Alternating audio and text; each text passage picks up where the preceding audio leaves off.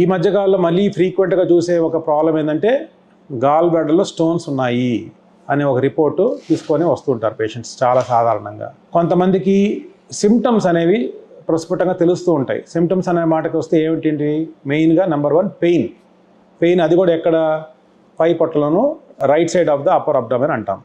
So ఈ భాగంలో pain అనేది వాళ్ళకి తెలుస్తూ ఉంటుంది. ఎస్పెషల్లీ ముఖ్యంగా ఆఫ్టర్ ఈటింగ్ ఫుడ్, ఏదైనా ఫుడ్ తినిన తర్వాత లేదా కొంచెం రుచికరమైన ఆహారం తిన్నాం ఇవాళ, oily food, sweets, non vegetarian ఇట్లాంటివన్నీ తినిన తర్వాత వాళ్ళకి ఎక్కువగా నొప్పి వస్తూ ఉంటుంది. ఎప్పుడైతే నొప్పి వచ్చిందో జనరల్గా పేషెంట్స్ సాధారణంగా డాక్టర్ని అప్రోచ్ అవుతారు, ఎందుకంటే నొప్పి అనేది ఆబ్వియస్ సిమ్టమ్ కాబట్టి.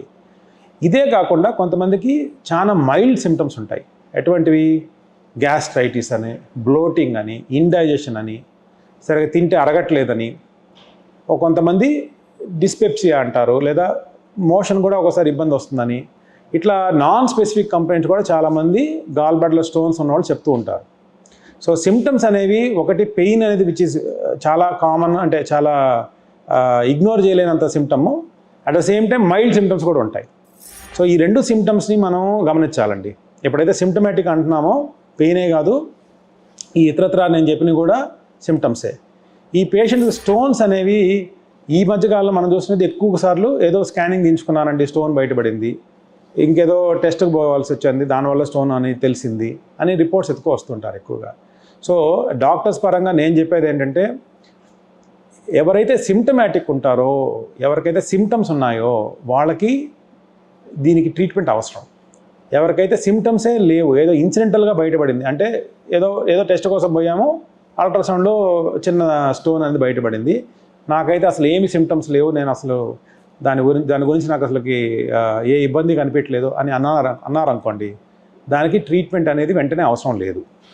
ఎప్పుడైతే ఈ సిమ్టమ్స్ అనేది మీకు బయటపడతాయో అప్పుడు మీరు సర్జరీ కానీ ఇంక ట్రీట్మెంట్ కానీ తీసుకునేది అవసరం ఉంటుంది. ట్రీట్మెంట్ అనే మాటకు వస్తే మెయిన్గా ఈ గాల్ బ్లాడర్కి అంటూ ట్రీట్మెంట్ అంటూ మనం చేస్తే ముఖ్యంగా అది సర్జరీనే అవుతుంది. సో ఆ సర్జరీలో కూడా ఏంటి? Laparoscopic surgery. So laparoscopic cholecystectomy అంటారు దీన్ని.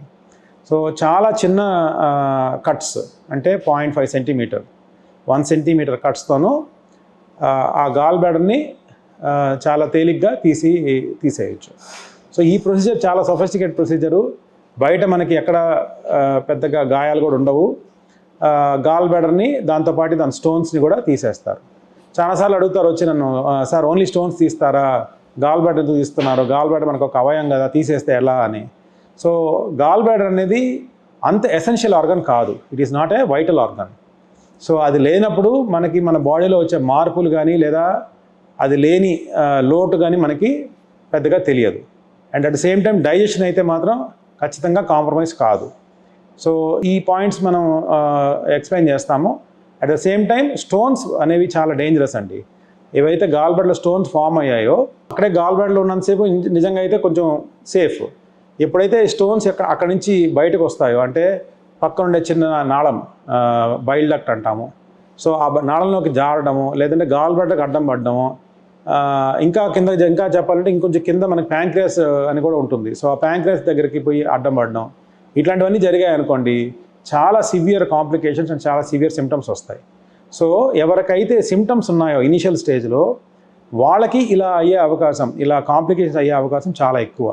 సో అందుకే మళ్ళీ సిమ్టమ్స్ ఉన్న వాళ్ళకి ఖచ్చితంగా ఆ సర్జరీ చేయించుకొని ఇట్లాంటి లైఫ్ థ్రెటనింగ్ కాంప్లికేషన్స్ని వరకు పోకుండా మనం జాగ్రత్త పడవచ్చు.